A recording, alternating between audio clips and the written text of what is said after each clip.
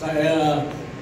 kandidato bilang senador dahil nais kong maging bahagi ng isang gobyerno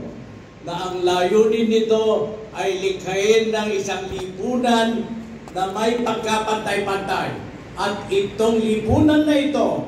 ang aking ipamamana sa mga kabataan na merong karapatan